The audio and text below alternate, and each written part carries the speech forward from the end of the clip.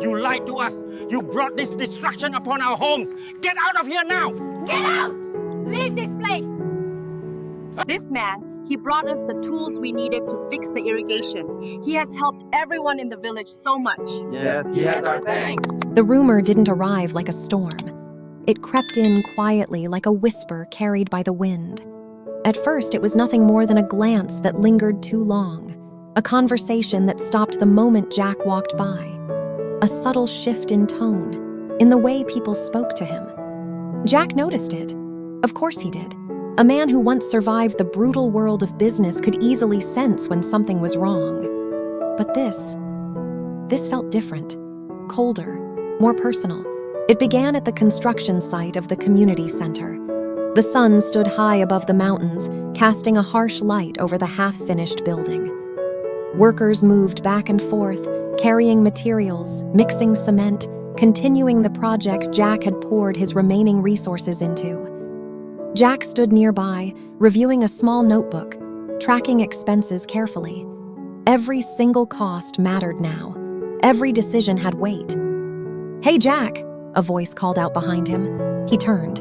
It was one of the villagers, middle-aged, arms crossed, expression unreadable. "Yes?" The man hesitated for a second, then asked, "This money you're using, it's really all for the village, right?" Jack frowned slightly. "What do you mean?" The man shrugged. "I heard some things." Jack's eyes narrowed. "What things?" But the man avoided his gaze. "Just rumors," he said quickly. "Forget it." Then he walked away. Just like that, leaving behind a question that lingered in the air. Jack stood there, unmoving. Rumors? By afternoon, the whispers had grown louder. Not directly, never directly, but enough. Jack overheard fragments as he passed by groups of villagers. Too much money. No one just gives everything away like that. What if he's hiding something? Used to be a big CEO, right? Who knows what he's capable of? Each sentence was like a needle, small, sharp, piercing deeper than expected. Jack clenched his jaw. He could ignore insults. He could endure hardship. But this was doubt. Doubt from the very people he was trying to help. That evening, Jack returned home later than usual. Tu Tien was waiting at the table, a simple meal already prepared. "You're late," she said softly. Jack nodded, sitting down without a word. She immediately sensed something was wrong. "What happened?" He stayed silent for a moment. Then finally, "They think I'm lying." Tu Tien frowned. "What do you mean?" Jack let out a quiet breath. "They think I'm using the donation money to clean illegal funds, or keeping a part of it for myself." The words felt bitter as they left his mouth. Tu Tien froze. Her expression slowly changed, from confusion to disbelief to anger. "That's ridiculous," she said firmly. "I know. Then why do you look like this?" Jack didn't answer immediately. Instead, he looked down at his hands. Hands that had worked the soil, built walls, carried supplies, saved lives. "Because they believe it," he said quietly. The room fell silent. Tu Tien stared at him. She had never seen him like this before. Not broken, not defeated, but shaken. That night, Jack couldn't sleep. He sat outside alone under the quiet mountain sky. No storm, no noise, just silence, but inside him a storm was building. "I gave everything," he murmured. "Not just money, time, effort, trust." And yet all it took was a few words to turn everything against him. He leaned forward, resting his elbows on his knees. For the first time since coming to the mountains, he felt tired. Not physically, but mentally, emotionally, dangerously close to giving up. "What's the point?" The question slipped out before he could stop it. And for a brief moment, he considered it. Stopping everything, walking away, leaving the village, starting over somewhere else, somewhere quieter, somewhere safer. But then, a soft voice broke the silence. "You're thinking of running away again, aren't you?" Jack froze. He didn't need to turn around. He knew it was her. Tu Tien walked slowly toward him, then sat down beside him. "I'm not," he started. "Yes, you are," she cut in gently. He looked at her. Her eyes were calm but firm. "They don't trust me," Jack said. "No matter what I do, it won't change." "Then prove it." He let out a short, bitter laugh. "How? By explaining? By showing them numbers? They don't care about facts, Tien." She didn't respond immediately. Instead, she reached out and placed her hand over his. "Then don't fight with facts." Jack frowned slightly. "What?" "Fight with truth." He looked at her, confused. But she didn't explain further. Instead, she simply said, "Tomorrow there's a village meeting." Jack's expression changed. "I know." "Then go." He hesitated. "What's the point?" Tu Tien turned to face him fully now. "Because this time, you won't be standing alone." Something in her voice, steady, certain, unshakable, made him pause. "What are you planning?" he asked. She smiled faintly. "You'll see." The next day, the village meeting gathered more people than usual. Word had spread. Tension filled the air. Groups of villagers stood together, whispering, exchanging glances. Some looked curious, some looked doubtful, some looked openly suspicious. At the front, a simple wooden platform had been set up. Jack stood there, alone. At least, for now. He could feel the weight of their eyes, their judgment, their doubt. One man stepped forward. "Before we continue the projects," he said loudly, "we need answers." Murmurs of agreement spread through the crowd. "You've been using a large amount of money," another voice added, "but no one here really knows where it all comes from or where it goes." "That's right. Why should we trust you?" The accusations came one after another. Not aggressive, but heavy, relentless. Jack stood still. He didn't interrupt, didn't argue, he just listened, because deep down, he knew they weren't entirely wrong to question. But it still hurt, more than he expected. Finally, the voices began to quiet. All eyes turned to him, waiting, demanding. Jack took a slow breath, then stepped forward. "If you think I'm lying," he said calmly, "then I'll stop everything." Gasps spread through the crowd. "I didn't come here to fight for trust," he continued.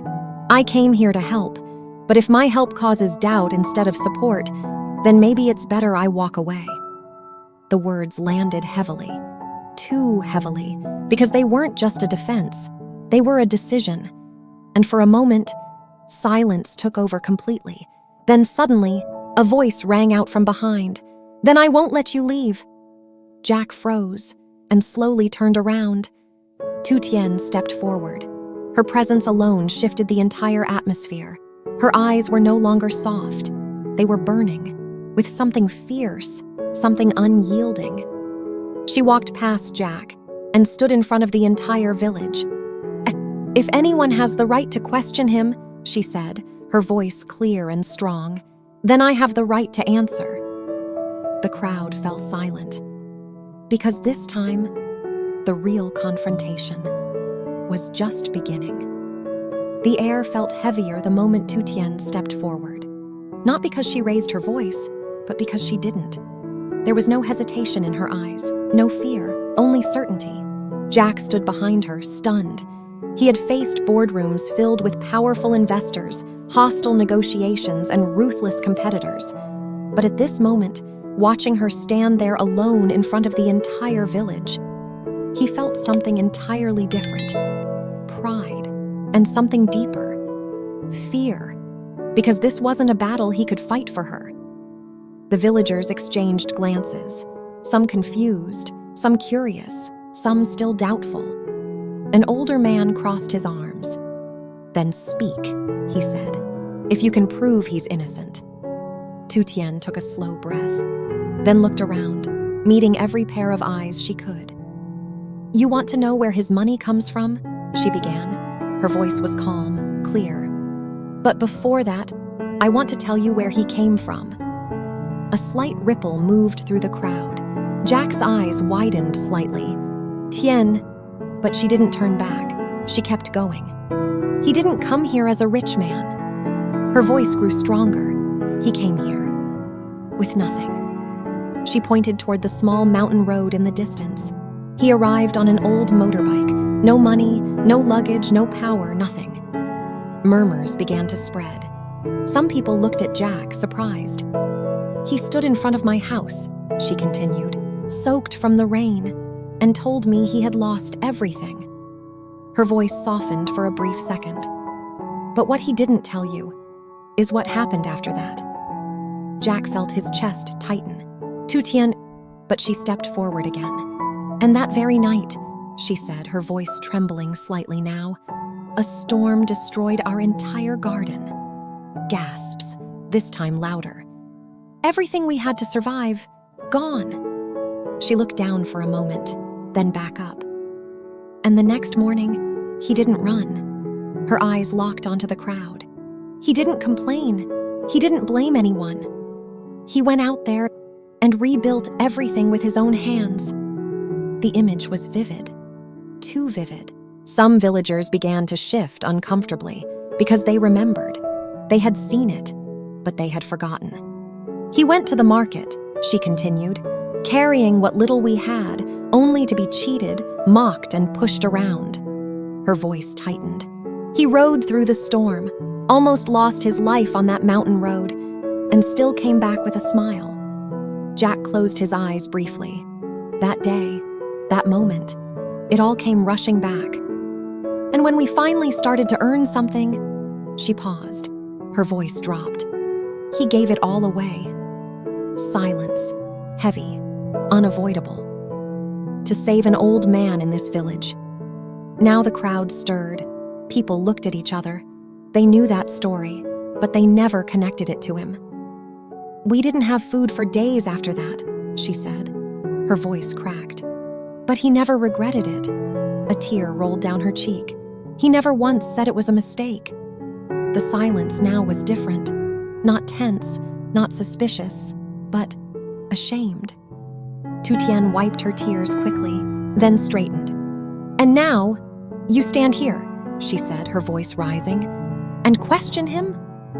No one answered. Say he's lying. Still nothing. Say he's stealing? Her voice broke slightly. But tell me, she took a step forward. Which part of that man looks like someone who would betray you? Her words hit harder than any accusation, because they weren't angry, they were honest. Jack stood frozen behind her. His chest felt tight, not from pain, but from emotion he couldn't contain. He had never asked her to do this, never expected it, yet here she was, telling his story, defending him in a way he never could. A long silence followed. Then the same man who had spoken earlier stepped forward again.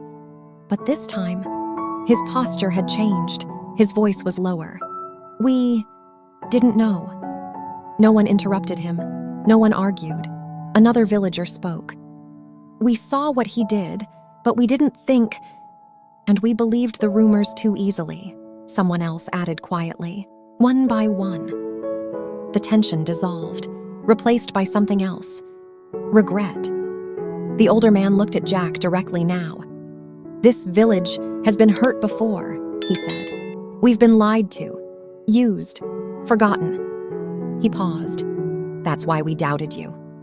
Jack didn't respond immediately. He understood, more than they realized. But, the man continued, we were wrong. He bowed his head slightly, a simple gesture, but heavy with meaning. I'm sorry. That single sentence broke whatever remained of the wall between them. Soon, others followed. I'm sorry, Jack. We shouldn't have doubted you. Thank you for everything you've done. The voices weren't loud, but they were sincere, and that was enough. Jack stood there, overwhelmed. He didn't expect this, didn't plan for it. He looked at Tu Tien. She was still standing in front of him, her shoulders slightly trembling. Not from fear, but from everything she had just poured out. Jack stepped forward slowly, then gently placed his hand on her shoulder. She turned. Their eyes met. No words, but everything was understood. Jack turned back to the villagers. For a moment, he said nothing. Then finally, "I don't need you to trust me completely," he said. His voice was calm, steady. "Just give me a chance to prove it." A pause. "And if one day I fail you?" His eyes softened. "Then I'll be the first to walk away." The crowd remained silent. But this time, it wasn't doubt, it was respect.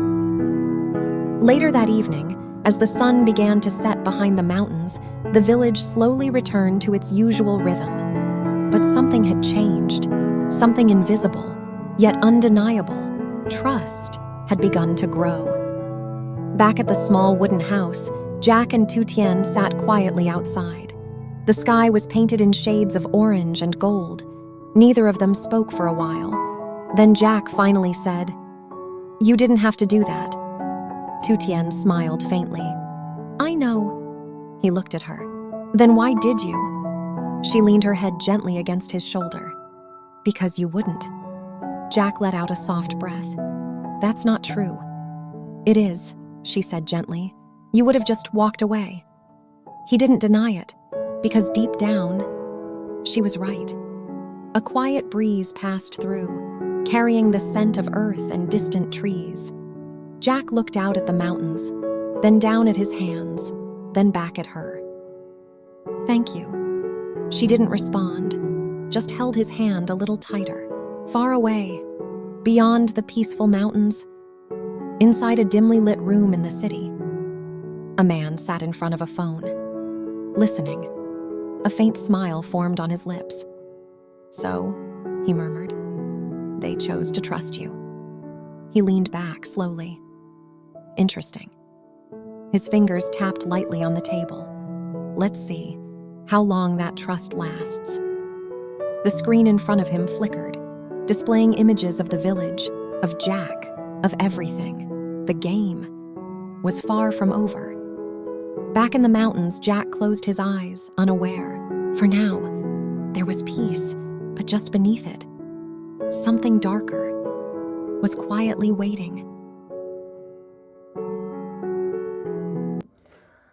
Hello mọi người, hôm nay mình sẽ trình bày câu chuyện về Toàn, một người đàn ông sống với những ký ức đã mất.